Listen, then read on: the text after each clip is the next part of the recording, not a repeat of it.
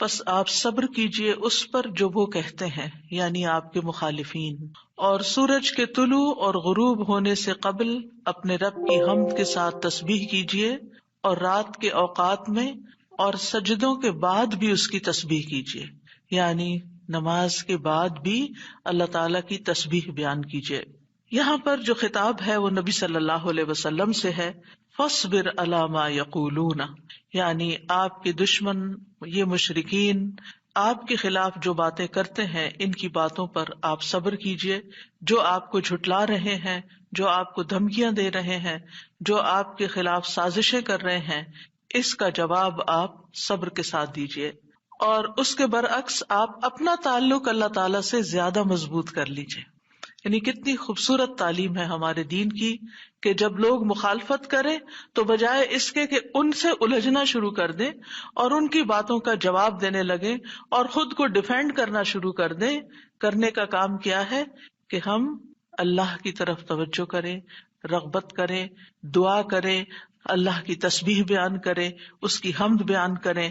اسی لیے آگے فرمایا وَسَبِّحْ بِحَمْدِ رَبِّكَ، اور اپنے رب کی حمد کے ساتھ اس کی تسبیح بیان کریں، یعنی اللہ سبحانہ تعالیٰ کو ان باتوں سے پاک قرار دیں جو باتیں یہ مشرکین اللہ سبحانہ تعالیٰ سے منسوب کرتے ہیں، اور اس کے ساتھ ساتھ اللہ سبحانہ تعالیٰ کی شان بلند کریں، اس کی تعریف بیان کریں، اس کی ایسی صفات بیان کریں جو اس کے شایان شان ہیں، اور یہ نفی اور اس بات دونوں مل کر اللہ کے کمال کو ثابت کرتے ہیں۔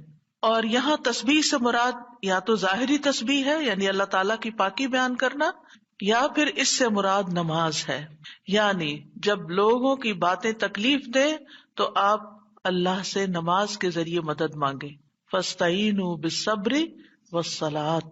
اور پھر قبل طلوع الشمس سے مراد فجر کی نماز جو سورج طلوع ہونے سے پہلے ہوتی ہے، اور قبل الغروب سے مراد ظہر اور عصر کی نمازیں ہیں۔ وَمِنَ اللَّيْلِ فَسَبِّحْهُ، اس سے مراد رات کی نماز یعنی عشاء اور تہجد کی نماز ہے، اور مغرب بھی رات کا ہی ایک حصہ ہو جاتا ہے کیونکہ سورج غروب ہو چکا ہوتا ہے۔ یعنی ان تمام احوال میں اللہ تعالیٰ کی تسبیح بیان کریں، اور تسبیح سے مراد یعنی سورج کے طلوع ہونے اور غروب ہونے سے پہلے جو تسبیحات ہمیں بتائی گئی ہیں وہ پڑھیں، اور اگر اس سے مراد نماز ہے تو پھر اس سے مراد نماز میں اللہ کا ذکر، اور اس کے علاوہ وَأَدْبَارَ السُّجُودِ، اور سجدوں کے بعد بھی۔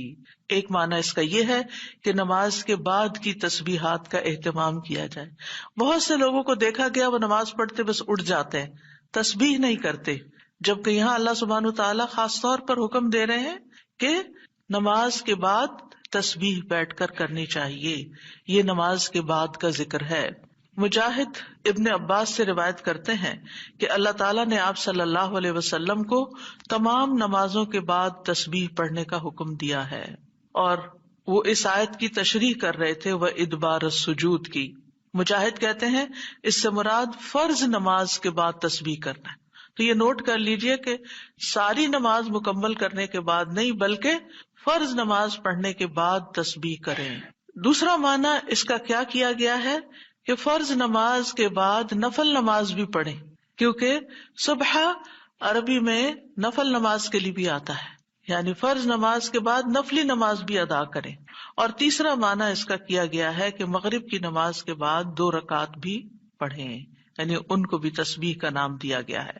اسی طرح سورۃ الطور میں اللہ تعالیٰ فرماتے ہیں وَاصْبِرْ لِحُكْمِ رَبِّكَ فَإِنَّكَ بِأَعْيُنِنَا وَسَبِّحْ بِحَمْدِ رَبِّكَ حِينَ تَقُومُ وَمِنَ اللَّيْلِ فَسَبِّحْهُ وَإِدْبَارَ النُّجُومِ۔ اور آپ اپنے رب کے حکم کے آنے تک صبر کیجئے، پس بے شک آپ ہماری نگاہوں کے سامنے ہیں، اور جس وقت آپ کھڑے ہوتے ہیں آپ اپنے رب کی حمد کے ساتھ تسبیح کیجئے، اور رات کو بھی اور ستاروں کے پلٹنے کے بعد بھی اس کی تسبیح کیجئے۔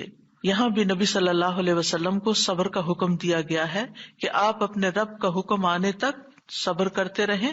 فَإِنَّكَ بِأَعْيُنِنَا، آپ ہماری نگاہوں کے سامنے ہیں، آپ ہماری توجہ میں ہیں، ہماری نظروں میں ہیں، ہمارے علم میں ہیں، آپ ہماری حفاظت میں ہیں، یعنی عربی کے محاورے کے مطابق کوئی نگاہوں میں ہو کا مطلب یہ کہ ہم اس کی نگرانی کر رہے ہیں، حفاظت کر رہے ہیں. جیسے موسیٰ علیہ السلام کے بارے میں اللہ تعالیٰ نے فرمایا وَلِتُصْنَعَ عَلَىٰ عَيْنِي، تاکہ آپ کی پرورش میری آنکھوں کے سامنے کی جائے، یعنی میری حفاظت اور حراست کے ساتھ.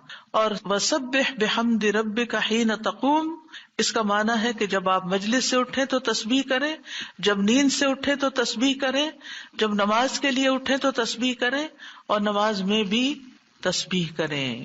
اور اسی طرح تسبیح کے دو اور معنی بھی کیے گئے ہیں کہ رکوع اور سجدوں میں تسبیح کریں، اور پھر دعائے استفتاح میں تسبیح کریں، سبحانک اللہم و بحمدک، یہاں بھی تسبیح ہے.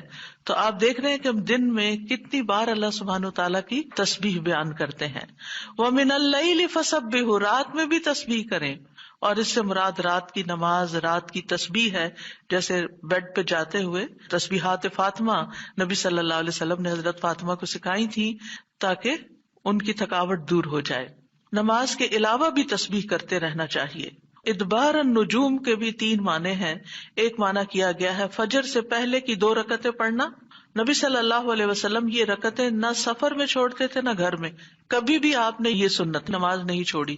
اور پھر اسی طرح اس سے مراد فجر کی 2 رکعات بھی لی گئی، اور نماز کے بعد کی تسبیح بھی مراد ہے. ان دونوں آیات سے پتہ چلتا ہے کہ نماز کے بعد بھی ذکر کرنے کی اہمیت اور ضرورت ہے، جس سے بہت سے لوگ غافل ہوتے ہیں. قرآن مجید میں اللہ تعالیٰ فرماتے ہیں فَإِذَا قَضَيْتُمُ الصَّلَاةَ فَاذْكُرُوا اللَّهَ قِيَامًا وَقُعُودًا وَعَلَى جُنُوبِكُمْ، پھر جب تم نماز پوری کر چکو تو اللہ کو کھڑے، بیٹھے اور اپنے پہلوؤں پر لیٹے ہوئے یاد کرو. یعنی بعض اوقات ایسا ہوتا ہے کہ آپ نماز پڑھ لیتے ہیں اور پھر سمجھتے ہیں کہ ہم اللہ کے ذکر سے فارغ ہو گئے اور اب ہم دنیا کے کام میں لگ جائیں. ہاں، دنیا کے کام 2-3 طرح سے ہی ہوتے ہیں. یا کھڑے ہو کے کوئی کام ہو رہا ہوتا ہے، آپ کچن میں چلے جاتے ہیں، کوکنگ کر رہے ہیں، آپ اپنا ذکر جاری رکھیں. یا پھر آپ بیٹھ گئے ہیں اور بیٹھ کے کوئی کام کر رہے ہیں، تسبیح جاری رکھیں، ذکر جاری رکھیں. اور اسی طرح اگر آپ لیٹ گئے آرام کرنے کے لیے تو بھی ذکر جاری رکھیں. یعنی ہر حال میں اللہ تعالیٰ کا ذکر کرتے رہیں. اسی طرح سورہ جمعہ میں اللہ تعالیٰ فرماتے ہیں فَإِذَا قُضِيَتِ الصَّلَاةُ فَانتَشِرُوا فِي الْأَرْضِ وَابْتَغُوا مِن فَضْلِ اللَّهِ وَاذْكُرُوا اللَّهَ كَثِيرًا لَعَلَّكُمْ تُفْلِحُونَ. پھر جب نماز پوری کر لی جائے تو زمین میں پھیل جاؤ اور اللہ کے فضل سے تلاش کرو، یعنی اپنے دنیا کا کام کاروبار کرو اور اللہ کو بہت یاد کرو. یعنی اپنے بزنس آورز میں بھی، اپنی جاب پر بھی اللہ کو نہیں بھولنا. کیوں؟ لعلکم تفلحون، تاکہ تم فلاح پاؤ، کامیاب ہو جاؤ. اسی طرح اللہ سبحانہ تعالیٰ رمضان کے روزے مکمل کرنے کے بعد کس چیز کا حکم دیتے ہیں؟ وَلِتُكْمِلُوا الْعِدَّةَ وَلِتُكَبِّرُوا اللَّهَ عَلَىٰ مَا هَدَاكُمْ وَلَعَلَّكُمْ تَشْكُرُونَ. اور تاکہ تم تعداد پوری کرو، اور تاکہ تم اللہ کی بڑائی بیان کرو، تکبیرات پڑھو، اور اس پر کہ اس نے تم کو ہدایت بخشی، اور تاکہ تم شکر ادا کرو. اسی طرح حج کے مناسک ادا کرنے کے بعد بھی ذکر کا حکم ہے. فَإِذَا قَضَيْتُم مَّنَاسِكَكُمْ فَاذْكُرُوا اللَّهَ كَذِكْرِكُمْ آبَاءَكُمْ أَوْ أَشَدَّ ذِكْرًا. پھر جب تم اپنے حج کے مناسک پورے کر چکو تو اللہ کو یاد کرو جس طرح اپنے باپ دادا کو یاد کیا کرتے تھے، بلکہ اس سے بھی زیادہ یاد کرنا. یعنی باپ دادا کو یاد کرنے، ماں باپ کو یاد کرنے سے بھی زیادہ اللہ کا ذکر کیا کرو، اللہ سبحانہ تعالیٰ کو زیادہ یاد کیا کرو. کیونکہ انسانوں کی یاد انسانوں کو دکھی کرتی ہے، لیکن اللہ کی یاد دلوں کے اطمینان کا باعث بنتی ہے، دلوں کے اندر سکون کا باعث بنتی ہے. الا بذکر اللہ تطمئن القلوب، خبردار اللہ کے ذکر سے دلوں کو اطمینان نصیب ہوتا ہے. تو آپ نے دیکھا کہ تمام عبادات کے بعد ذکر کا حکم ہے، تسبیح کا حکم ہے، تکبیر کا حکم ہے. اسی طرح نماز کے بعد خاص طور پر، یعنی نماز پڑھتے ہی اٹھ نہیں جانا چاہیے، بلکہ وہاں بیٹھ کر بھی اللہ کا ذکر کرنا چاہیے، اور اس میں غفلت نہیں برتنی چاہیے اور سستی نہیں ہونی چاہیے. بعض لوگ سلام پھیرتے ہی سنت پڑھنے کے لیے کھڑے ہو جاتے ہیں، جیسے آج کل تراویح میں جلدی ہوتی ہے لوگوں کو، تو بس فرض نماز پڑھی، آیت الکرسی کا بھی ٹائم نہیں ملتا کہ جلدی سے. سنت کا ہوتا ہے کہ اگر آیت الکرسی پڑھنے بیٹھ گئے تو سنت رہ جائے گی، امام صاحب تراویح شروع کر دیں گے. تو میں سوچتی ہوں کہ جب گھر سے نکل ہی آئے اللہ کی یاد کے لیے، تو کم از کم مسنون مستحب طریقے سے ہی ہم ساری عبادات کریں تاکہ وہ دل کو پھر اطمینان بھی نصیب ہو.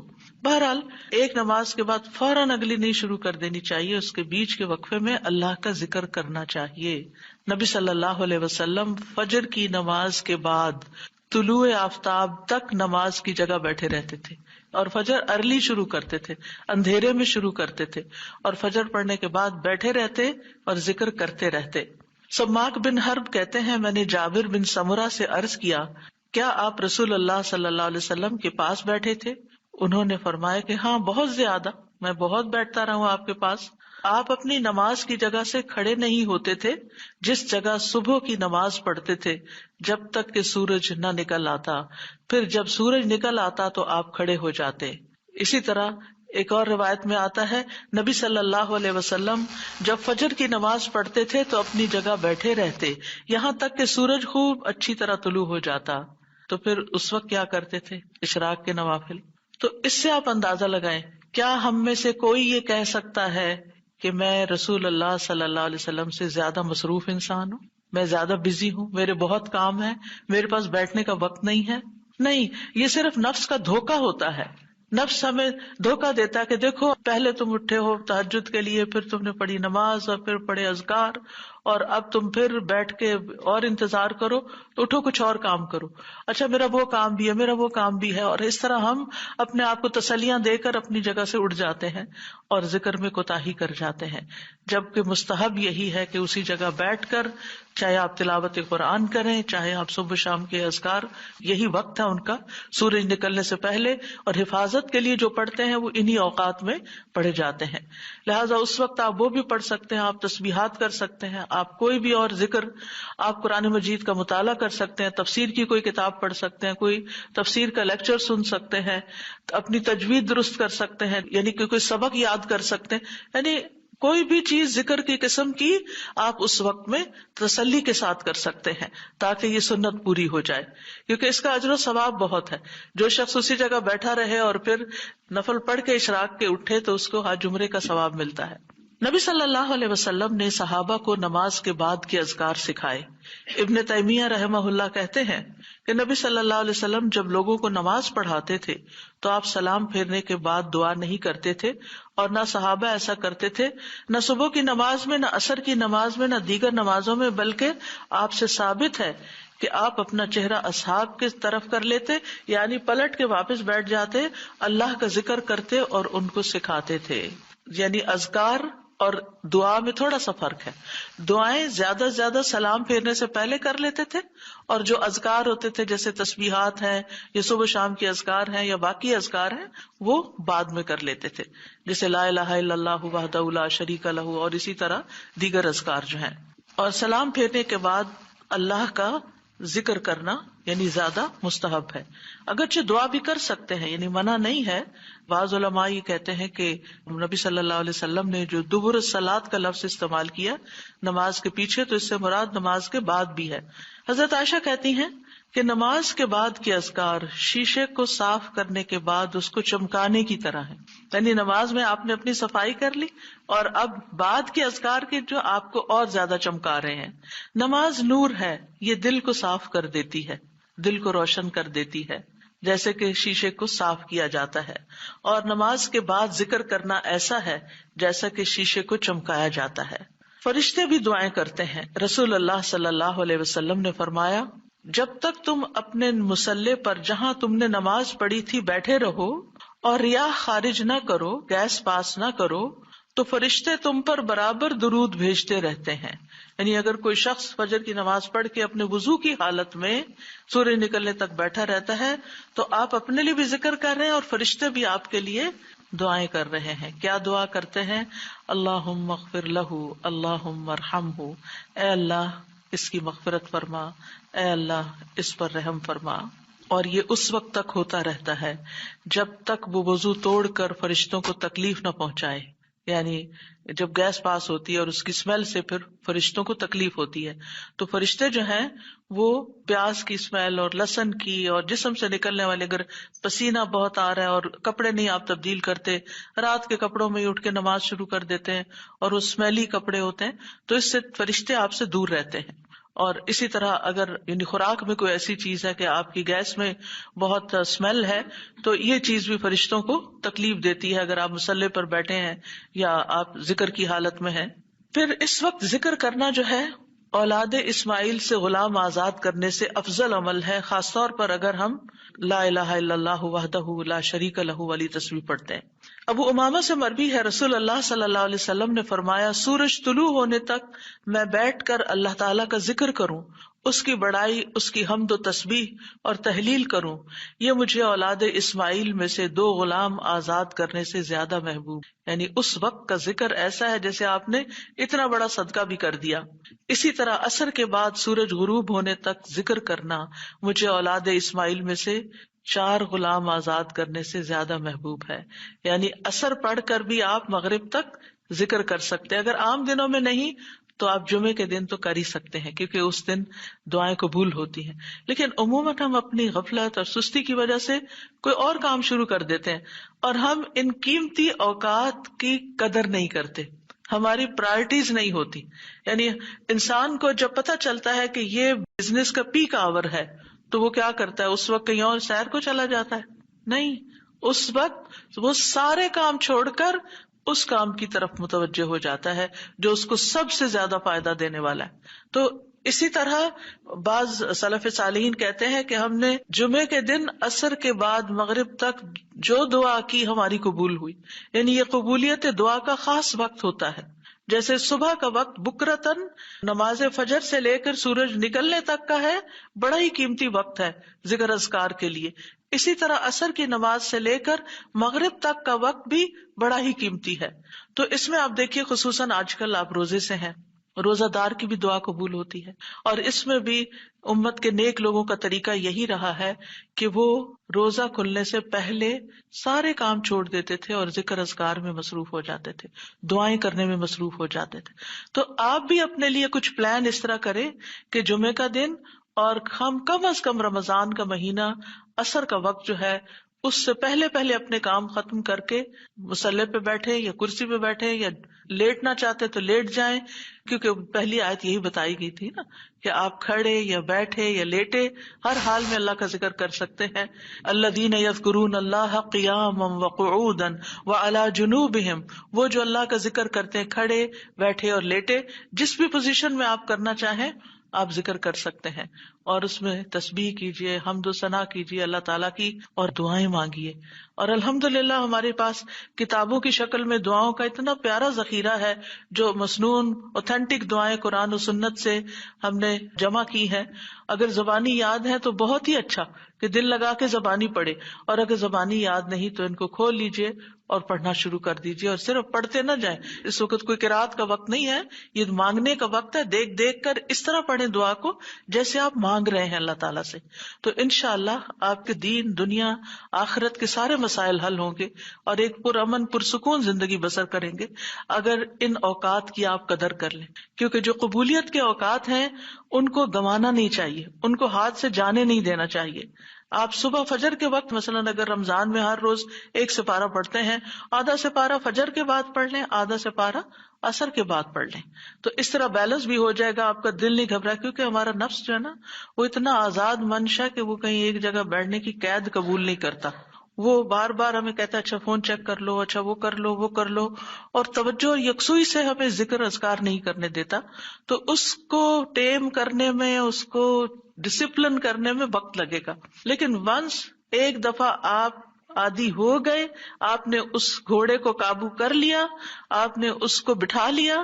جیسے بچے کو بٹھانے میں مشکل ہوتی ہے لیکن جب بیٹھ جاتے پھر بیٹھ جاتے ہیں. تو پھر انشاءاللہ آپ دیکھیں گے کہ آپ کے لیے یہ گھڑیاں بڑی پر لذت ہو جائیں گی. آپ ان گھڑیوں کو انجوائے کریں گے. آپ کا اور زیادہ دل چاہے گا کہ کاش یہ اور لمبی ہو جائے.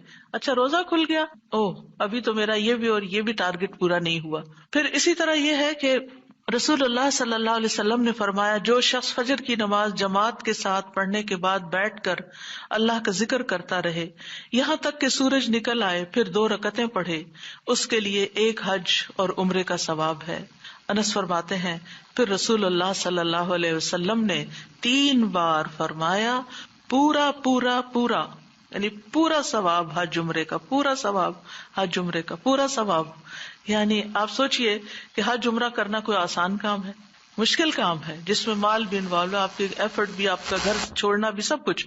لیکن اگر آپ کو ایک مصلی پہ بیٹھ کے اتنا بڑا اجر و ثواب ملتا ہے تو اور کیا چاہیے۔ صرف بات ہے اپنے نفس کو منانے کی، اپنے دل کو اور اپنے آپ کو ڈسپلن کرنے کی، اور ایک دفعہ آپ نے شروع کر لیا اور اگر نہیں ہو پا رہا تو اللہ سے دعا کریں کہ اللہ تعالیٰ توفیق دے دے، اللہ تعالیٰ آسان کر دے، تو انشاءاللہ آپ کے لیے آسانی بھی ہو جائے گی۔ پھر اسی طرح نبی صلی اللہ علیہ وسلم نے فرمایا، اللہ تعالیٰ فرماتا ہے کہ میں اپنے بندے کے ساتھ ہوتا ہوں جب وہ مجھے یاد کرتا ہے اور میری یاد میں اپنے ہونٹ ہلاتا ہے۔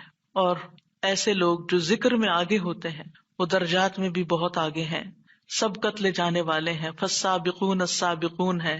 رسول اللہ صلی اللہ علیہ وسلم نے فرمایا، مفردون سبقت لے گئے۔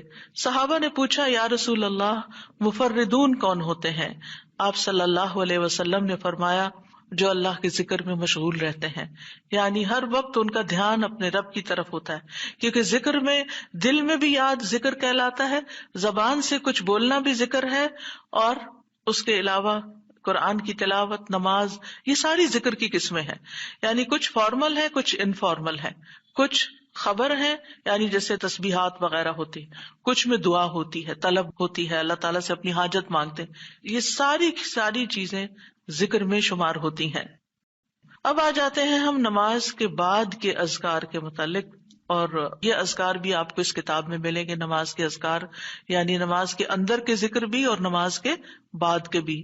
نماز کا سلام پھیرتے ہی نماز ختم ہو جاتی ہے، اس کے بعد سب سے پہلے کہنا چاہیے اللہ اکبر 1 بار، اور تھوڑا سا بلند آواز سے، جس سے پتہ چلے کہ نماز پڑھ لی ہے، اللہ اکبر۔ ابن عباس کہتے ہیں، میں نبی صلی اللہ علیہ وسلم کی نماز کے مکمل ہونے کو تکبیر کی وجہ سے سمجھ جاتا تھا۔ یعنی مثلا کوئی نفل پڑھ رہا ہے تو آپ کو نہیں پتہ چلتا کہ پڑھ چکا یا نہیں، لیکن اگر اس نے بلند آواز سے کہہ دیا اللہ اکبر تو پتہ چل گیا کہ ہاں اس کی نماز مکمل ہو گئی ہے۔ کیوں اللہ اکبر کہیں؟ کہ اللہ ہر چیز سے بڑا۔ آپ دیکھیں، ہم نے نماز کا آغاز کس سے کیا تھا؟ اللہ اکبر سے کیا تھا، اور نماز میں کئی بار ہم نے اللہ اکبر کہا، اور اب نماز کے اختتام پر بھی اللہ اکبر، رمضان کے اختتام پر بھی اللہ اکبر، یعنی اللہ کی تکبیر بیان کرنا۔ اللہ سبحانہ وتعالیٰ قرآن مجید میں فرماتے ہیں، اتل ما اوحی الیک من الکتاب واقم الصلاۃ ان الصلاۃ تنہی عن الفحشاء والمنکر ولذکر اللہ اکبر واللہ یعلم ما تصنعون۔ کتاب میں سے جو آپ کی طرف وحی کیا گیا ہے اس کی تلاوت کیجیے اور نماز قائم کیجیے، بے شک نماز بے حیائی اور برائی سے روکتی ہے، اور یقیناً اللہ کا ذکر تو سب سے بڑی چیز ہے، اور اللہ کو معلوم ہے جو کچھ تم کرتے ہو۔ تو اللہ کا ذکر سب سے بڑی چیز، اور اس ذکر میں اللہ کو سب سے بڑا قرار دینا سب سے بڑی چیز۔ اور نبی صلی اللہ علیہ وسلم اور پھر صحابہ کا طریقہ بھی یہی تھا کہ آپ فرض نمازوں کے بعد ذکر کرتے اور آوازیں بلند کرتے، یعنی نماز کے بعد کا ذکر جو ہے اس میں آواز اونچی ہوتی ہے۔ ابن عباس اس بات سے معلوم کر لیتے کہ لوگوں نے سلام پھیر لیا ہے کیونکہ وہ ان کے ذکر کی آواز سنتے تھے۔ یعنی مطلب یہ ہے کہ نماز کے بعد اللہ اکبر بھی اونچی آواز میں، استغفر اللہ استغفر اللہ استغفر اللہ یہ بھی ذرا اونچی آواز میں، یعنی ایک ہوتا ہے سری ذکر یعنی دل ہی دل میں پکارنا، اور ایک ہوتا ہے جاہری جس میں یہ ذکر جو نماز کے بعد ہوتا ہے اس کو تھوڑا اونچی آواز میں کرنا چاہیے، اور جس طرح وتر ختم ہونے کے بعد سبحان الملک القدوس سبحان الملک القدوس سبحان الملک القدوس ذرا اونچی آواز میں کہنا چاہیے۔ تو نبی صلی اللہ علیہ وسلم اس ذکر کو ہمیشہ اونچی آواز میں کرتے تھے، ٹھیک ہے، یعنی آپ کی اقتداء، آپ کی پیروی ہر معاملے میں یہ عبادت کے درجات کو بڑھا دیتی ہے۔ اور اس میں ہم یہ بھی دیکھتے ہیں کہ صحابہ کرام جو تھے وہ نبی صلی اللہ علیہ وسلم کی صرف سنت کو نہیں، سیرت کو بھی آگے بیان کرتے تھے کہ آپ نے کوئی کام کیا اور کس طریقے سے کیا، مثلا ذکر کیا اور کس طرح کیا، بلند آواز سے کیا یا آہستہ آواز سے کیا، بیٹھ کر کیا یا کھڑے ہو کر کیا. اور پھر آپ دیکھیے کہ نماز کے بعد اذکار جو ہیں وہ زیادہ پسندیدہ ہیں، یعنی دعاؤں کی نسبت زیادہ اذکار. ٹھیک ہے. اور پھر اسی طرح آپ دیکھیے کہ دوسرا ذکر جو آپ کریں گے وہ ہے استغفر اللہ 3 بار. استغفر اللہ استغفر اللہ. ثوبان کہتے ہیں رسول اللہ صلی اللہ علیہ وسلم جب اپنی نماز سے فارغ ہوتے تھے تو 3 مرتبہ استغفار فرماتے تھے، 3 بار استغفار کرتے. ولید کہتے ہیں میں نے اوزائی سے پوچھا آپ استغفار کس طرح فرمایا کرتے تھے؟ تو انہوں نے کہا آپ فرماتے تھے استغفر اللہ استغفر اللہ. اب نماز پڑھ لی ہے، استغفر اللہ کیوں؟ اس لیے کہ ہم تو نماز کا حق بھی ادا نہیں کرتے. ہمارا دھیان کہاں سے کہاں چلا جاتا ہے، ہم کئی دفعہ بھول جاتے ہیں، ہمیں سجدہ سہو کرنا تک یاد نہیں رہتا، ہمیں کچھ پتہ نہیں ہوتا ہم نے کون سی سورت پڑھی، کیا تلاوت کی. ہو سکتا ہے تلاوت میں کوئی غلطی کر دیں، ہو سکتا ہے کہ تسبیح کی جگہ کچھ اور پڑھ دیں بھول چوک کے. تو ہم نماز کے اندر بھی بہت کچھ غلط کرتے رہتے ہیں جانے انجانے. اور خاص طور پر جن لوگوں نے اپنی نماز کے پروننسیشن کی اصلاح نہیں کی وہ تو کچھ سے کچھ پڑھتے رہتے ہیں بعض اوقات. یعنی پروننسیشن صحیح نہ ہونا جو ہے وہ الفاظ کے مطلب کو ہی بدل دیتا ہے. اس لیے پہلی پرائرٹی میں کوئی ایسا ٹیچر ڈھونڈیے کہ جو آپ کی نماز سن کے اس کا پروننسیشن آپ کو ٹھیک کر دے. بہرحال نماز کے بعد استغفر اللہ استغفر اللہ. اور ایک اور چیز، نماز پڑھنے کے بعد انسان کو ایک فیلنگ ہوتی ہے کہ میں نے کچھ کیا ہے، لیکن جب انسان استغفر اللہ کہتا ہے تو اس میں عاجزی کا اظہار ہوتا ہے کہ اللہ تیرا حق ادا نہیں کیا، مجھے ابھی بھی گناہوں کی بخشش کی ضرورت ہے. اور آپ دیکھیے کہ یہ الفاظ نبی صلی اللہ علیہ وسلم ادا کرتے تھے جن کے اگلے پچھلے سارے گناہ معاف کر دیے گئے تھے. تو جو شخص نماز کے بعد استغفار پڑھتا ہے وہ اپنی نمازوں پر کبھی فخر غرور تکبر نہیں کر سکتا کہ میں بڑا نمازی ہوں، میں بڑا پرہیزگار ہوں، میں بڑا عبادت گزار ہوں. نہیں، وہ یہ دیکھے گا کہ میں نے حق ادا نہیں کیا، میرے سے جو کمی کوتاہی ہوئی ہے اللہ تعالیٰ اس کو معاف کر دے. جو چیز مکمل طور پر ادا کرنی چاہیے تھی اس کو اس طرح نہیں ادا کیا، کچھ نہ کچھ کوتاہی واقع ہو گئی، تو اس بخشش کے طلب کرنے سے اللہ تعالیٰ کوتاہی سے درگزر فرما دے گا انشاءاللہ. اور ویسے بھی استغفار کرنے سے نقص یا کمی کوتاہی جو ہے اس کا ازالہ ہوتا ہے ہماری عام روزمرہ زندگی میں بھی. تیسرا ذکر، اب آپ دیکھ رہے ہیں یہ ذکر ہے، اللہ اکبر بھی ذکر ہے، استغفر اللہ بھی ذکر ہے، اور تیسرا یہ بھی ذکر ہے اللہم انت السلام ومنک السلام تبارکت ذی الجلال والاکرام. اے اللہ تو سراپا سلامتی ہے اور تجھی سے سلامتی حاصل ہوتی ہے، تو بڑی برکتوں والا ہے اے جلال و اکرام والے. یعنی استغفار کے بعد پھر فوراً بعد اللہ تعالیٰ کی تعریف اور یہ ذکر. السلام جو ہے یہ اللہ تعالیٰ کے ناموں میں سے ایک نام ہے جس کا مطلب یہ ہے کہ اللہ تعالیٰ ہر طرح کی آفات سے، عیبوں سے، ہر طرح کے نقص سے سلامت ہے. کوئی چیز اس کو نقصان نہیں دے سکتی، نہ لوگوں کی باتیں جو اللہ تعالیٰ کے خلاف کرتے ہیں، یا لوگوں کے گمان، یا لوگوں کی نافرمانیاں اور گناہ اور عبادت نہ کرنا، اللہ کا حکم نہ ماننا. اللہ تعالیٰ کو کوئی چیز نقصان نہیں دیتی، وہ سلامت ہے، اس کو کسی کی ضرورت ہی نہیں ہے. یہ جو کچھ ہم کرتے ہیں، ذکر ہو، عبادت ہو، یہ اپنے ہی فائدے کے لیے کرتے ہیں، اللہ تعالیٰ پر کچھ احسان نہیں ہے. تو ہم یہ کہتے ہیں اللہم انت السلام کہ اللہ تعالیٰ آپ سراسر سلامتی ہیں اور آپ کا ہر فعل جو ہے وہ ظلم سے سلامت ہے، پاک ہے، ہر شر سے پاک ہے. آپ کی تقدیر، آپ کے فیصلے، ہر چیز سلامتی پر مبنی ہے. ومنک السلام، سلامتی تیری ہی طرف سے آتی ہے، یعنی تو ہی سلامتی دیتا ہے یا تو ہی سلامتی کو روک لیتا ہے. سلامتی کا مالک بھی تو ہی ہے، تو سلامت رکھے تو ہم سلامت ہیں. تو یہ تعلق اللہ تعالیٰ سے انسان اپنا ظاہر کرتا ہے کہ انسان اپنے رب کے بارے میں کیا سمجھتا ہے. تبارکتا، تبارکتا کا لفظ برکت سے ہے جس کا مطلب ہوتا ہے کثرت سے کسی چیز کا بڑھنا اور قائم رہنا، یعنی تیری خیرات و برکات بہت زیادہ ہیں. ذل جلال والاکرام، اے عزت اور جلال والے. جلال کا مطلب ہے عظمت، بڑائی، اور اکرام کا مطلب ہے احسان. یعنی تو اپنے بندوں کو عزت و اکرام دیتا ہے، اپنے رسولوں کو، اپنے انبیاء کو اور اپنے صالح بندوں کو تو ہی عزت اور اکرام اور برکتیں عطا کرتا ہے، ساری نعمتیں تیری ہی طرف سے ہیں. اور یہ کتنا خوبصورت ذکر ہے جو ہم ہر نماز کے بعد کرتے ہیں، یا جو نہیں کر رہے انہیں لازماً کرنا چاہیے، کہ اللہ سبحانہ وتعالیٰ سے ہم اپنے اچھے گمان کا اظہار کرتے ہیں اور ایک طرح سے انڈائریکٹلی سلامتی اور برکت طلب بھی کرتے ہیں. آپ دیکھیے عموماً ہم جب کسی چیز کے اندر فائدہ دیکھتے ہیں تو ہم خیر اس سے وابستہ کر لیتے ہیں، یہ ہے تو کام ہوگا، یہ نہیں تو کام ہی نہیں ہوگا. مثلاً آپ کوئی قلم خریدتے ہیں اور اس سے لکھنا شروع کرتے ہیں اور آپ کو اچھا لگتا ہے، یا آپ اس سے جو لکھنا چاہتے تھے آرٹیکل یا کوئی چیز یا نوٹس اپنے تو بڑے اچھے لکھ پاتے ہیں، تو آپ کہنے لگتے ہیں یہ قلم بڑا مبارک ہے.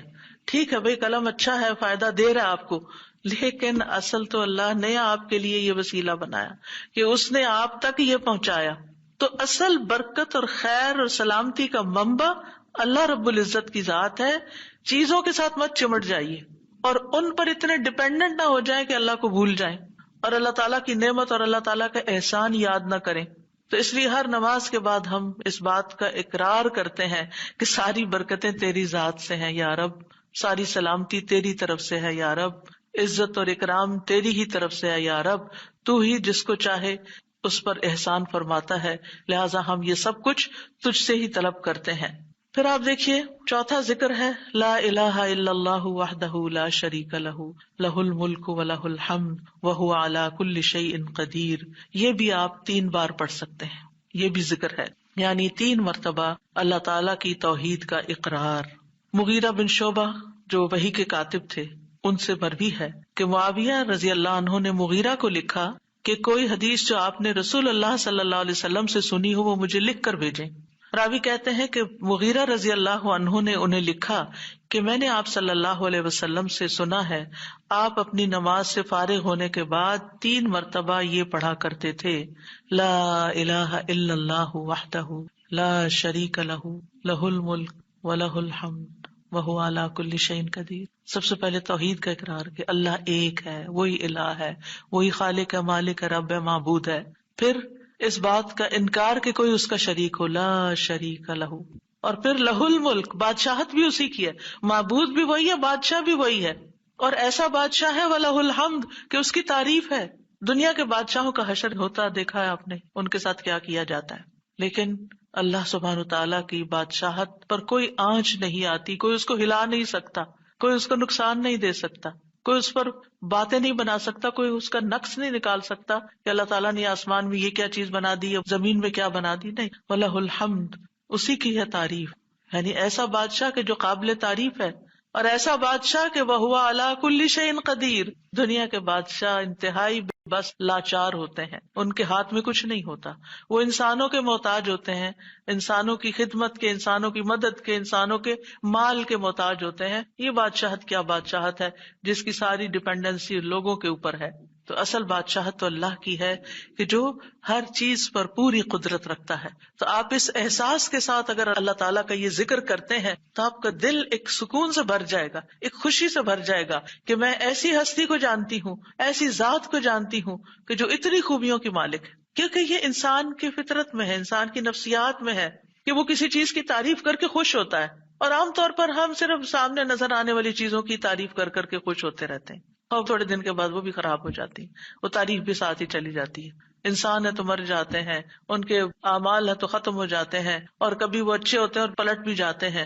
وہ کہاں گئی تعریفیں؟ جوان ہے تو بڑھاپے میں ساری تعریفیں چلی گئی، مالدار تھے تو غریب ہوئے تو ساری تعریفیں چلی گئیں. اسی طرح علم ہے اور جنون لاحق ہو گیا تو ساری تعریفیں چلی گئیں، سب کچھ الٹ گیا. اور دنیا کے یہ سارے نظارے آپ نے دیکھے ہوں گے کہ جب ہر نعمت لوگوں پر الٹ جاتی. اسی لیے ہم دعا کرتے ہیں نا کہ اللہم انی اعوذ بک من زوال نعمتک، کہ اللہ نعمتوں کے زوال سے بچانا. یہ انتہائی تکلیف دہ چیز ہے، لیکن یہ ایک دنیا کا قانون ہے، یہ سب کچھ ہوتا ہے اور ہماری آنکھیں دیکھتی ہیں. لیکن اللہ سبحانہ و تعالیٰ ان سب چیزوں سے پاک ہے، اس کو کوئی زوال نہیں اور اس کا کوئی کچھ بگاڑ نہیں سکتا، اور وہ ہر چیز پر پوری طرح قادر ہے، جو چاہے کر سکتا ہے، اور تعریف اسی کے لیے ہے. 5واں ذکر لا الہ الا اللہ وحدہ لا شریک لہ لہ الملک ولہ الحمد وہو علی کل شیء قدیر. اللہم لا مانع لما اعطیت ولا معطی لما منعت ولا ينفع ذا الجد منك الجد. اللہ کے سوا کوئی الہ نہیں، وہ اکیلا ہے، اس کا کوئی شریک نہیں، بادشاہت اسی کی ہے اور تمام تعریف اسی کے لیے ہے، اور وہ ہر چیز پر پوری طرح قدرت رکھنے والا ہے. اے اللہ، جو کچھ تو نے دیا ہے اسے کوئی روکنے والا نہیں، اور جو کچھ تو نے روک دیا اسے کوئی دینے والا نہیں، اور کسی مالدار کو تیری بارگاہ میں اس کا مال نفع نہیں پہنچا سکتا. ابتدا میں تو وہی اللہ کی توحید بیان ہوئی، اس کی بادشاہت اور اس کی حمد کا ذکر ہے اور اس کی قدرت کا ذکر ہے، اور اس کے بعد کہ جو اللہ نے دیا، جو وہ دینا چاہتا ہے اسے کوئی روک نہیں سکتا. یہاں بھی آپ دیکھیں، مانگ کچھ نہیں رہی، یہ ذکر ہے، یہ دعا نہیں، یہ کیا ہے؟ ذکر ہے. اور جو کچھ تو نے روک دیا کوئی دے ہی نہیں سکتا، اور سارے ہی مالدار فقیر ہیں، اور خاص طور پر تیرے سامنے فقیر ہیں. یا ایھا الناس انتم الفقراء الی اللہ واللہ هو الغنی الحمید. اے لوگو، تم سب اللہ کے فقیر ہو، اللہ کے محتاج ہو، اور اللہ ہی غنی، مالدار اور وہی قابل تعریف ہے. واللہ هو الغنی الحمید. ٹھیک ہے. نبی صلی اللہ علیہ وسلم جب سلام پھیرتے تھے تو یہ دعا پڑھا کرتے تھے یا یہ ذکر کیا کرتے تھے. اور اس میں آپ دیکھیے کہ یہ جو عقیدہ ہے نا کہ اللہ روکے تو کوئی دے نہیں سکتا، یہ انسان کو بڑا اطمینان دے دیتا ہے. اگر کوئی چیز، کوئی خیر آپ کی طرف آنے سے رکی ہوئی ہے تو وہ اللہ ہی نے روکی ہوئی ہے، آپ پر رحمت کی وجہ سے. بدگمان نہ ہو اس سے، کسی وجہ سے رکی ہوئی ہے. آپ کسی کی کوئی اچھی چیز دیکھتے ہیں، کسی کا مینشن دیکھتے ہیں تو سوچتے ہیں کتنا خوش قسمت ہے، کتنے بڑے گھر میں رہتا ہے. کسی کے پاس فراری دیکھتے ہیں تو آپ کہتے ہیں واہ کتنا خوش قسمت ہے. لیکن آپ کو نہیں پتا کہ یہی چیزیں اس کے لیے کتنی بڑی آزمائش بنی ہوئی ہیں، آپ نہیں جانتے. اور اگر اللہ نے آپ کو نہیں دی تو آپ کو بہت سے شر سے محفوظ رکھا ہوا ہے. تو اللہ کا روکنا بھی خیر کا باعث ہوتا ہے. یہ سبق پکا کر لیں کہ جب اللہ تعالیٰ کوئی چیز نہیں دیتا یا دیر سے دیتا ہے یا روک لیتا ہے اور کوئی چارہ نہیں ہوتا، آپ کہتے ہیں میری کوئی دعا قبول نہیں ہو رہی، میرا کوئی طریقہ کام نہیں آ رہا، تو اس میں بھی کوئی خیر ہوتی ہے، کیونکہ جو اللہ نے مقدر میں لکھا ہے وہ پہنچ کے رہے گا. کوئی روک نہیں سکتا جو تو دے، اور کوئی دے نہیں سکتا جو تو روک لے. اور جسے اللہ نے آپ کے مقدر میں لکھا ہے وہ آپ تک آئے گا ہی آئے گا. سورۃ فاطر میں اللہ تعالیٰ فرماتے ہیں ما یفتح اللہ للناس من رحمت فلا ممسک لها وما یمسک فلا مرسل له من بعدہ وہو العزیز الحکیم. جو کچھ اللہ لوگوں کے لیے رحمت میں سے کھول دے اسے کوئی بند کرنے والا نہیں، اور جو وہ بند کر دے اس کے بعد اسے کوئی کھولنے والا نہیں. حدیث میں آتا ہے ما اصابک لم یکن لیخطئک وان ما اخطأک لم یکن لیصیبک. جو کچھ تمہیں پہنچا وہ تم سے خطا ہونے والا نہیں تھا، اور جو نہیں ملا وہ ہرگز ملنے والا نہیں تھا. قرآن مجید میں سورۃ الرعد میں اللہ تعالیٰ فرماتے ہیں وَإِذَا أَرَادَ اللَّهُ بِقَوْمٍ سُوءًا فَلَا مَرَدَّ لَهُ. جب اللہ کسی قوم کے ساتھ برائی کا ارادہ کر لیتا ہے تو اس کو کوئی پھیرنے والا نہیں، کوئی سپر پاور اس ملک کی مدد نہیں کر سکتی اگر اللہ نے اس کے لیے جنگ کا فتنہ یا کسی اور طرح کی کوئی آزمائش لکھی ہے. یہ اللہ کے فیصلے ہوتے ہیں، یا اللہ نے کسی قوم کو تباہ کرنے کا فیصلہ کر لیا ہو تو کوئی اس کو روک نہیں سکتا. لہٰذا ہمیں اللہ پر ہی بھروسہ کرنا چاہیے، اور ہر حال میں ایسی پریشان کن باتوں پر اللہ تعالیٰ ہی کی طرف رجوع کر لینا چاہیے. یاد رکھیے اگر کوئی چیز نہیں ملی تو اللہ تعالیٰ کو الزام مت دیں، اللہ تعالیٰ سے ناراض نہیں ہو، اللہ تعالیٰ سے بد ظن نہیں ہو. یہ روکنا اس کی رحمت ہے. انسان اگر ان دو جملوں پر ایمان لے آئے تو پھر اس کا مکمل بھروسہ اللہ کی ذات پر ہو جائے گا. وہ رزق کے بارے میں اللہ پر ہی توکل کرے گا، نقصان کو دور کرنے اور بھلائی کو پانے کے لیے اللہ پر ہی بھروسہ کرے گا. وہ اللہ کو اپنے لیے کافی سمجھے گا. یعنی جہاں کہیں دل چھوٹا ہوا، جہاں کہیں کوئی پریشانی آئی، کہتے حسبی اللہ و نعم الوکیل. اللہ کار ساز یعنی کام بنانے والا اللہ ہی میرے لیے کافی ہے، وہ میرا کام بنائے گا، وہ میری مشکل آسان کرے گا. تو یہ توحید ربوبیت اور الوہیت پر مشتمل جملے ہیں. ابن تیمیہ کہتے ہیں یہ حدیث دو عظیم اصولوں پر مشتمل ہے. نمبر 1 توحید ربوبیت، اور وہ ہے جسے اللہ دینا چاہے اسے کوئی روک نہیں سکتا، اور جسے وہ روک دے اسے کوئی نہیں دے سکتا. بس بندہ اللہ ہی پر توکل کرتا ہے اور اسی سے مانگتا رہتا ہے، کیونکہ دینا جو اس نے ہے. تو پھر کسی اور سے کیوں مانگے گا، کسی اور سے توقع لگا کے کیوں بیٹھ جائے گا، کسی اور کے در پہ کیوں جائے گا. اس کو پتا ہے صرف اللہ ہی نے کرنا ہے جو کرنا ہے. اس سے عقیدہ توحید پکا ہوتا چلا جاتا ہے کہ صرف اللہ ہی نے کرنا ہے. اور توحید الوہیت ولا ينفع ذا الجد منك الجد. عام طور پر انسان یہ سمجھتا ہے میرے پاس مال ہے، مجھے کوئی مشکل نہیں، یعنی جب کوئی کام سامنے آتا ہے نا تو فوراً دیکھتا ہے کتنا ہے بینک میں، کتنا کیش رکھا ہے، کیا ہے میرے پاس، کتنی پراپرٹی ہے، یعنی فوراً انسان کا دماغ گھوم کے اس طرف چلا جاتا ہے نا، بہت ہے، انف ہے، کام ہو جائے گا۔ اللہ چاہے گا تو ہوگا، صرف آپ کے مال سے کچھ نہیں ہوتا۔ آپ سارا لگا دیں، بزنس میں پورا لاس ہو سکتا ہے، پھر بتائیے آپ کے مال نے آپ کو کیا فائدہ دیا؟ کچھ نہیں ہو سکتا جب تک اللہ نہ چاہے۔ مال بھی جب فائدہ دیتا ہے جب اللہ چاہتا ہے، اولاد بھی جب فائدے کی ہوتی ہے جب اللہ چاہتا ہے۔ کسی انسان سے فائدہ صرف اس وقت پہنچتا ہے جب اللہ چاہتا ہے۔ آپ نے دیکھا ہوگا کتنے ہی اچھے سے اچھے لوگ ہوتے ہیں، ہر وقت کام آنے والے، ایک وقت ایسا آتا ہے وہ ایسے بےچارے مجبور ہوتے ہیں کہ ان کو نہ کرنی پڑتی ہے کہ بھائی سوری یہ نہیں کر سکتے، کیونکہ سب کچھ ان کے اختیار میں نہیں ہے، سب کچھ ان کے بس میں نہیں ہے۔ اسی طرح انسان کے پاس بعض اوقات کوئی عہدہ ہوتا ہے، انفلوئنس ہوتا ہے، وہ سمجھتا ہے یہ عہدہ ہے میرے پاس، میں سب کچھ کر سکتا، نہیں کر سکتے۔ آپ نے دیکھا ہوگا دنیا کے بڑے بڑے ملکوں کے جو حکمران ہوتے ہیں کتنے بے بس ہوتے ہیں، کچھ بھی نہیں ہوتا ان کے ہاتھ میں، اپنی تقدیر نہیں بنا سکتے، اپنا فائدہ نہیں کر سکتے۔ اور پھر آپ دیکھیے کہ اللہ سبحانہ وتعالیٰ دنیا اسے بھی دیتا ہے جس سے وہ محبت کرتا ہے، اور اسے بھی دیتا ہے جس سے وہ محبت نہیں کرتا۔ لیکن یاد رکھیے ایمان اس کو دیتا ہے، دین کی سمجھ اس کو دیتا ہے جس سے وہ محبت کرتا ہے۔ وَمَن يُرِدِ اللَّهُ بِهِ خَيْرًا يُفَقِّهُ فِي الدِّينِ۔ دنیا تو سب کے پاس، مومن مسلم کافر سب کے پاس ہو سکتی ہے دنیا کے بڑے بڑے فائدے ہر ایک کو مل سکتے ہیں، لیکن دین اس کو ملتا ہے جس سے اللہ محبت کرتا ہے۔ لہذا انسان کو اللہ ہی کی طرف رغبت کرنی چاہیے، اور کبھی بھی اپنے مال پہ، اپنے جاہ پہ، اپنے ریسورسز پہ، اپنی قوتوں پر، اپنے علم پر کبھی بھروسہ نہیں کرنا چاہیے کہ یہ میرے لیے کچھ بنائیں گے اور ان کی وجہ سے میں آگے بڑھ جاؤں گا اور ان کی وجہ سے میرا بہت فائدہ ہوگا۔ کہ اللہ فائدہ لائے گا نا، ان میں سے کوئی ایک چیز بھی آپ کے پاس نہیں ہوگی تو آپ کا کام بن جائے گا۔ اور اگر فائدہ نہیں دینا نا اللہ نے ان ساری چیزوں کے ہوتے ہوئے، کئی دفعہ لوگ کہتے ہیں نا ہر چیز ہے میرے پاس لیکن پھر بھی میرا یہ مسئلہ حل نہیں ہوتا، معلوم نہیں کیوں رکاوٹ آ گئی، اور پھر وہ غلط سوچنا شروع کر دیتے ہیں فلاں کی بندش ہے، فلاں کی نظر ہے، فلاں نے یہ کر دیا۔ نہیں، نفع اور نقصان دونوں اللہ کے ہاتھ میں، نہ کسی کی نظر آپ کو نقصان دے سکتی ہے، نہ کسی کا جادو آپ کو نقصان دے سکتا ہے، نہ کسی کا حسد آپ کو نقصان دے سکتا ہے اگر اللہ نہ چاہے۔ لہٰذا اسی سے دعا کرتے رہیں، اور جو پروٹیکشن کی دعائیں اس نے سکھائی ہیں وہ پڑھتے رہیں، اور باقی بھروسہ اللہ کی ذات پر کریں۔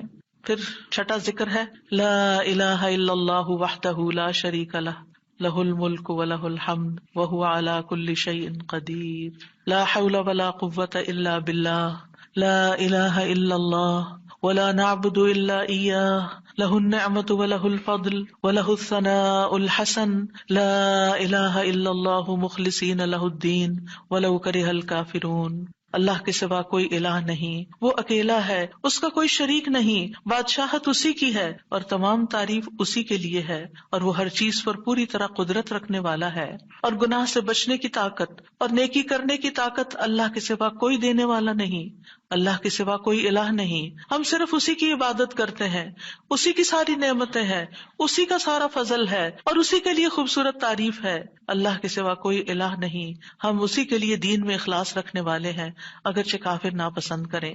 ابن زبیر سلام پھیر کر ہر نماز کے بعد یہ کہتے، اور راوی کہتے ہیں کہ انہوں نے کہا کہ رسول اللہ صلی اللہ علیہ وسلم ہر نماز کے بعد ان کلمات کے ساتھ تحلیل کیا کرتے تھے، یعنی اللہ تعالیٰ کی حمد و ثنا بیان کرتے تھے۔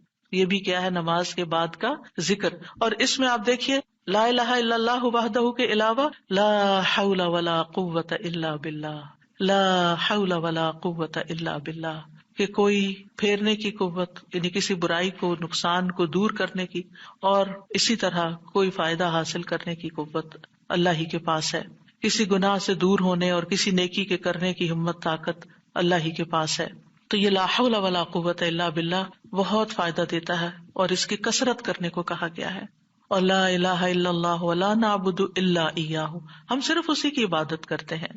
لہ النعمت ولہ الفضل وَلَهُ الثَّنَاءُ الْحَسَنُ، نعمت بھی اور فضل بھی اور اچھی تعریف سب اللہ ہی کے لیے ہے، اور ہم مخلص ہو کر اللہ کی عبادت کرتے ہیں، مخلصین لہ الدین، لا الہ الا اللہ وَلَوْ كَرِهَ الْكَافِرُونَ، اگرچہ کافر ناپسند کریں، ان کو ہماری توحید اچھی نہ لگے، لیکن پھر بھی ہم صرف ایک اللہ ہی کو مانتے ہیں۔ ساتویں چیز ہے تسبیحات، سبحان اللہ 33 بار، الحمدللہ 33 بار اور اللہ اکبر 33 بار، اور 34ویں بار لا الہ الا اللہ وحدہ لا شریک لہ لہ الملک ولہ الحمد وہو علی کل شیء قدیر۔ ہر نماز کے بعد ان تسبیحات کو پڑھنے کی فضیلت کیا ہے؟ ابو ہریرہ کہتے ہیں رسول اللہ صلی اللہ علیہ وسلم نے فرمایا، جس آدمی نے ہر نماز کے بعد 33 مرتبہ سبحان اللہ، 33 مرتبہ الحمدللہ اور 33 مرتبہ اللہ اکبر کہا تو یہ 99 کلمات ہو گئے، اور 100 کا عدد پورے کرنے کے لیے لا الہ الا اللہ وحدہ لا شریک لہ یہ ذکر کر لیا تو اس کے سارے گناہ معاف کر دیے جائیں گے، چاہے وہ سمندر کی جھاگ کے برابر ہوں۔ یعنی 100 کا عدد پورا کرنے کے لیے کیا پڑھنا ہے؟ لا الہ الا اللہ وحدہ لا شریک لہ لہ الملک ولہ الحمد وہو علی کل شیء قدیر۔ رسول اللہ صلی اللہ علیہ وسلم نے فرمایا، ہر نماز کے بعد کچھ ایسے اذکار ہیں جن کو پڑھنے والا یا جن کو کرنے والا کبھی محروم نہیں ہوتا، جن میں سے سبحان اللہ 33 بار، الحمدللہ 33 بار اور 34 بار اللہ اکبر۔ یعنی اگر لا الہ الا اللہ پورا نہیں پڑھ سکتے تو اللہ اکبر کو 34 بار کر کے 100 کی گنتی پوری کر لیں۔ پھر اسی طرح رسول اللہ صلی اللہ علیہ وسلم کے پاس کچھ فقیر صحابہ حاضر ہوئے، کہا کہ امیر لوگ بلند درجات اور ہمیشہ رہنے والی جنت حاصل کر چکے، حالانکہ جس طرح ہم نماز پڑھتے ہیں وہ بھی پڑھتے ہیں، جیسے ہم روزے رکھتے ہیں وہ بھی رکھتے ہیں، لیکن مال و دولت کی وجہ سے انہیں ہم پر فضیلت حاصل ہے۔ اس کی وجہ یہ کہ وہ حج کرتے ہیں، عمرہ کرتے ہیں، جہاد کرتے ہیں، صدقے دیتے ہیں، اور ہم محتاجی کی وجہ سے یہ کام نہیں کر سکتے۔ آپ نے فرمایا کیا میں تمہیں ایک ایسا عمل نہ بتا دوں، اگر تم اس کی پابندی کرو گے تو جو لوگ تم سے آگے بڑھ چکے ہیں تم انہیں پالو گے اور تمہارے مرتبے تک کوئی نہیں پہنچ سکتا، اور تم اپنے سامنے موجود لوگوں میں سب سے بہتر ہو جاؤ گے سوائے ان کے جو یہی عمل شروع کر دیں۔ ہر نماز کے بعد 33 بار سبحان اللہ، 33 بار الحمدللہ، 33 بار اللہ اکبر، اور پھر 34ویں بار تو وہ ذکر آپ کو بتا ہی دیا گیا۔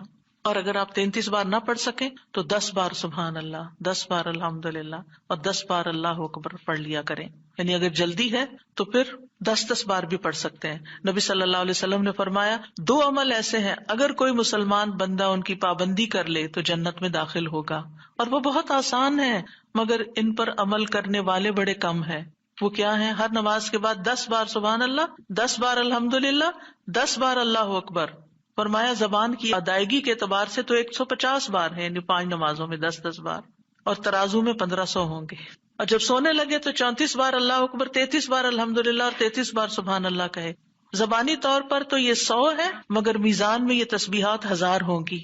اور وہ کہتے ہیں یقیناً میں نے رسول اللہ صلی اللہ علیہ وسلم کو دیکھا، آپ انہیں اپنے ہاتھ سے شمار کرتے تھے، اور پھر کہتے ہیں دائیں ہاتھ سے تو کرنے کا طریقہ کیا ہے؟ 3 دفعہ اوپر کو جائیے سبحان اللہ سبحان اللہ سبحان اللہ، اور 3 دفعہ نیچے کو آ جائیے سبحان اللہ سبحان اللہ سبحان اللہ۔ ایک انگلی پہ 6 بار ہو گیا، تو آپ کی 5 انگلیاں تو 5 کو 6 دفعہ ضرب دیں تو کیا ہوتا ہے؟ 30، اور 3 دفعہ اور پڑھ لیں، اور اگر 34 ہے تو ایک اور پڑھ لیں۔ تو اس طرح ایک ہی ہاتھ پر، دائیں ہاتھ پر یہ تسبیحات آسانی سے پڑھی جا سکتی ہیں، کیونکہ ہاتھ سے تسبیح کرنا زیادہ پسندیدہ ہے۔ حضرت عبداللہ بن عمر کہتے ہیں میں نے رسول اللہ صلی اللہ علیہ وسلم کو دیکھا، آپ داہنے ہاتھ کی انگلیوں پر تسبیح کو شمار کرتے تھے، اور آپ نے صحابیات کو حکم دیا تھا کہ وہ اللہ کی تکبیر، تقدیس، تحلیل کی پابندی اختیار کریں اور اپنی انگلیوں پر شمار کریں، کیونکہ ان سے سوال ہوگا اور یہ بلوائی جائیں گی، قیامت کے دن ہاتھ بولیں گے، تو اگر ان پہ تسبیح آپ پڑھتے ہیں تو یہ بول کے بتائیں گے ہم تو اللہ کا ذکر کرتے رہے۔ 8ویں چیز ہے آیت الکرسی۔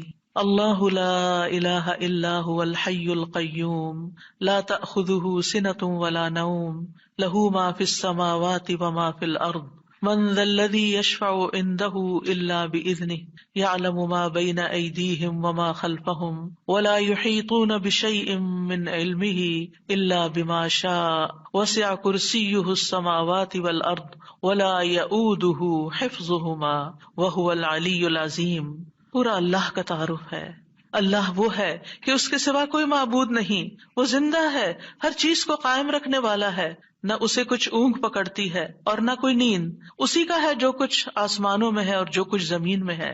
کون ہے جو اس کے پاس اس کی اجازت کے بغیر سفارش کرے؟ وہ جانتا ہے جو کچھ ان کے سامنے اور جو کچھ ان کے پیچھے ہے، اور وہ اس کے علم میں سے کسی چیز کا احاطہ نہیں کر سکتے مگر جتنا وہ چاہے۔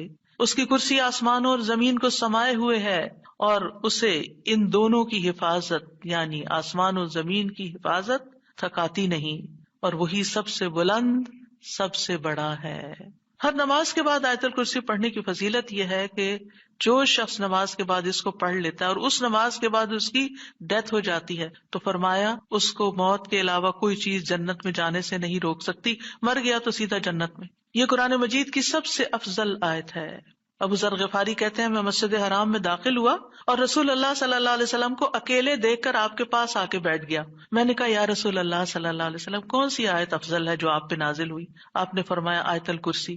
کرسی کے مقابلے میں 7 آسمان اس طرح ہے جیسے بیابان زمین میں کوئی چھلا گرا پڑا ہو، اور پھر کرسی کے مقابلے میں عرش کا حجم اتنا ہے جیسے اس چھلے کے مقابلے میں بیابان کا وجود۔ اور یہ قرآن مجید کی سب سے عظیم آیت بھی ہے۔ ابی ابن کعب سے روایت ہے ایک مرتبہ نبی صلی اللہ علیہ وسلم نے ان سے پوچھا اللہ کی کتاب میں سب سے عظیم آیت کون سی ہے؟ انہوں نے کہا اللہ اور اس کا رسول ہی زیادہ جانتے ہیں۔ آپ نے یہ سوال کئی مرتبہ دہرایا تو ابی ابن کعب نے کہا آیت الکرسی۔ یہ سن کر آپ نے فرمایا ابو المنذر تمہیں تمہارا علم مبارک ہو، اس ذات کی قسم جس کے ہاتھ میں میری جان ہے، عرش کے پائے کے پاس یہ اللہ بادشاہ کی پاکیزگی بیان کرتی ہوگی، اس کی ایک زبان اور 2 ہونٹ ہوں گے، یعنی جو لوگ اس پڑھیں گے وہ ان کے حق میں ایک طرح سے گواہ ہوگی۔ 9ویں چیز جو نماز کے بعد پڑھنی چاہیے وہ ہے معوذات، سورۃ الاخلاص، سورۃ الفلق، سورۃ الناس۔ پہلی سورت میں اللہ تعالیٰ کی توحید بیان ہوئی ہے، دوسری سورت میں انسان کو پناہ مانگنے کے لیے کہا گیا ہے، کہہ دیجئے میں مخلوق کے رب کے پناہ پکڑتا ہوں اس چیز کے شر سے جو اس نے پیدا کی، اور اندھیری رات کے شر سے جب وہ چھا جائے، اور گرہوں میں پھونکنے والیوں کے شر سے، اور حسد کرنے والے کے شر سے جب وہ حسد کرے۔ انہی چیزوں کا خوف رہتا ہے نا، کوئی جادو کر دے گا، کوئی حسد کر لے گا۔ ہر نماز کے بعد پڑھیں گے کس وقت وہ کرے گا؟ اس کو تو آپ موقع ہی نہیں دے رہے کہ وہ جادو کرے یا آپ سے حسد کرے۔ ہر 2 نمازوں کے بیچ میں جو کوئی ایسا فتنہ فساد آیا اس کا ازالہ ہوتا چلا جائے گا۔ عقبہ بن عامر کہتے ہیں کہ رسول اللہ صلی اللہ علیہ وسلم نے مجھے حکم دیا تھا کہ میں ہر نماز کے بعد معوذات پڑھا کروں، یعنی یہ 3 صورتیں پڑھا کروں۔ 10ویں چیز ہے رب اعنی علی ذکرک و شکرک و حسن عبادتک، اللہ کے ذکر، اس کے شکر اور اچھی عبادت پر اللہ کی مدد مانگنا۔ معاذ بن جبل کہتے ہیں کہ رسول اللہ صلی اللہ علیہ وسلم نے میرا ہاتھ پکڑا اور فرمایا اے معاذ اللہ کی قسم میں تم سے محبت کرتا ہوں۔ کتنے خوش قسمت تھے معاذ رضی اللہ عنہ۔ میں نے عرض کیا یا رسول اللہ صلی اللہ علیہ وسلم میں بھی آپ سے محبت کرتا ہوں۔ تو رسول اللہ صلی اللہ علیہ وسلم نے فرمایا تم پابندی سے ہر نماز میں یہ دعا مانگا کرو رب اعنی علی ذکرک و شکرک و حسن عبادتک۔ معاذ رضی اللہ عنہ جو ہیں 33 سال کی عمر میں امواس کے طاعون میں شہید ہو گئے تھے۔ He was only 33 years old۔ ان کا مقام کیا تھا؟ آپ کی بشارت کے مطابق وہ جنت میں علماء کے قائد ہوں گے، یعنی علماء امت کے جو عالم ہیں ان کو جنت کی طرف لیڈ کر رہے ہوں گے۔ کس وجہ سے آپ صلی اللہ علیہ وسلم نے ان سے محبت کا اظہار کیا؟ علم کی وجہ سے، علم کے حریص تھے اور نیکی کے کاموں میں آگے آگے، اور اتنی چھوٹی عمر میں عین جوانی کے وقت فوت بھی ہو گئے اور کتنا بڑا درجہ اور مقام پا گئے۔ ہمیں آج تک یہ سمجھ نہیں آتی کہ کون سے کام ایسے کریں کہ جس سے اللہ کی محبت ملے، جس سے اللہ کا قرب نصیب ہو، اور جس سے ہمیں رسول اللہ صلی اللہ علیہ وسلم کی محبت اور آپ کی شفاعت نصیب ہو۔ تو یہ ایک دعا ہے ان دعاؤں میں سے جو آپ نے خاص طور پر حضرت معاذ کا ہاتھ پکڑ کے قسم کھا کے محبت کا اظہار کر کے آپ کو یہ دعا سکھائی۔ چند لفظ ہیں، کیا ہمارے لیے یہ پڑھنا بھی مشکل ہے؟ پھر ہم اپنے لیے اس دنیا سے کیا کما رہے ہیں؟ اگر ہمیں اتنی بھی توفیق نہیں کہ نماز کے بعد ٹک کے یہ 4 کلمے پڑھ لیں تو پھر ہماری نمازیں کیا ہیں؟ ہم نے کیا مانگا اللہ سے؟ ہم تو دنیا کی اور آخرت کی خیر سے محروم ہو گئے۔ اور یہ دعا آپ دیکھیے اللہم سے بھی شروع ہوتی ہے اور ربی سے بھی شروع ہوتی ہے، دونوں کا ایک ہی تقریباً مطلب ہے، ایک میں الوہیت ہے اور ایک میں ربوبیت ہے۔ یعنی میں اللہ سے درخواست کرتا ہوں کہ اے اللہ مجھے اپنے ذکر پر، اور ذکر میں قرآن، نماز، تحلیل، تسبیح، استغفار، درود، سب چیزیں شامل ہیں، اللہ مجھے توفیق دے۔ اور پھر وہ شکر کی بھی توفیق۔ اور آپ دیکھیے کہ جب ہم دعا مانگتے ہیں نا کہ اللہم انی علی ذکرک، تو مطلب یہ ہے کہ ہماری زبان جو ہے وہ آپ کی اطاعت کرتی رہے، وہ کلمات بولتی رہے جس سے آپ کا ذکر ہوتا رہے۔ یعنی ایک تو ہے یہ مسنون اذکار ان کا پڑھنا، اور ایک یہ ہے کہ اللہ تعالیٰ کی نعمتوں کا ذکر کرنا، اللہ تعالیٰ کے احسانات کا ذکر کرنا، اللہ تعالیٰ کی قدرت کی نشانیوں کا ذکر کرنا، اللہ کے فضل کا ذکر کرنا۔ وَأَمَّا بِنِعْمَةِ رَبِّكَ فَحَدِّثْ، یہ بھی ذکر ہے۔ آپ اپنے بچوں کے ساتھ بات کر رہے ہیں اور اللہ تعالیٰ کے بارے میں کوئی بات کر رہے ہیں، دین کے بارے میں کوئی بات کر رہے ہیں، تو یہ بھی ذکر میں شمار ہو۔ تو اللہ مجھے توفیق دے، آئین اللہ میری مدد کر. کیونکہ ہمارے پاس وقت بھی ہوتا ہے، ہمارے پاس صلاحیت بھی ہوتی ہے، لیکن ہم توجہ نہیں کرتے، ہم کرتے نہیں ہے کام، کیونکہ توفیق نہیں ہوئی نا.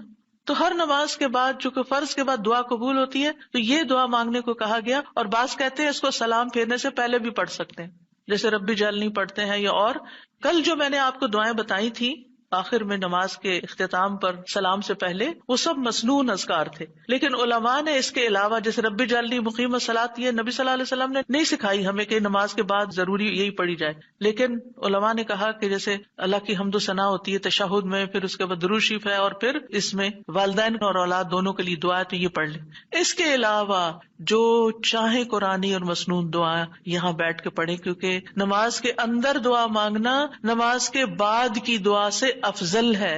قبولیت کے زیادہ چانسز ہیں، جس سے اکثر لوگ غافل ہیں. سلام پھیرنے سے پہلے اللہم انی اسألک الجنۃ واعوذ بک من النار 3 دفعہ یہ پڑھ لیں. جو آپ کا دل چاہے پڑھیں، بس اردو میں نہیں، عربی میں یاد کریں کچھ دعائیں، قرآنی دعائیں، مسنون دعائیں اس وقت پڑھتے رہیں. تو پھر دوسرا ہے وشکر کا. شکر کہاں سے ادا ہوتا ہے؟ زبان سے بھی ہوتا ہے، لیکن اس کا اصل مقام دل ہے، تو دل سے اٹھتا ہے. ذکر کی بات کر کے ہم نے کہا کہ یا اللہ ہماری زبان کو اپنی اطاعت کی توفیق دے، اور شکر کی بات کر کے ہم نے کہا کہ اللہ ہمارے دل کو اپنے ذکر کی توفیق دے، اپنی یاد کی توفیق دے، اور شکر ادا کرنے کی توفیق دے. یعنی میں ساری ظاہری اور باطنی نعمتوں پر اللہ کا شکر ادا کرنے کی توفیق مانگتا ہوں. یہ مطلب ہے اس دعا کا. زبان کا شکر کیا ہے کہ بندہ اللہ کی نعمتوں کا ذکر کرتا ہے، اور اعضاء سے شکر کیا ہے کہ بندہ اللہ کی اطاعت کے کام کرتا ہے.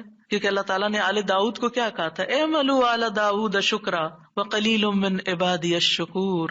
اے داؤد کے گھر والو، شکر ادا کرنے کے لیے عمل کرو، اور میرے بندوں میں کم ہی شکر گزار ہیں. اللہ کا شکوہ ہے بندوں سے، کم ہی شکر گزار. کیوں؟ اس لیے کہ شیطان نے کہا تھا وَلَا تَجِدُ أَكْثَرَهُمْ شَاكِرِينَ، کہ انسانوں کی اکثریت کو آپ شکر کرنے والا نہیں پائیں گے.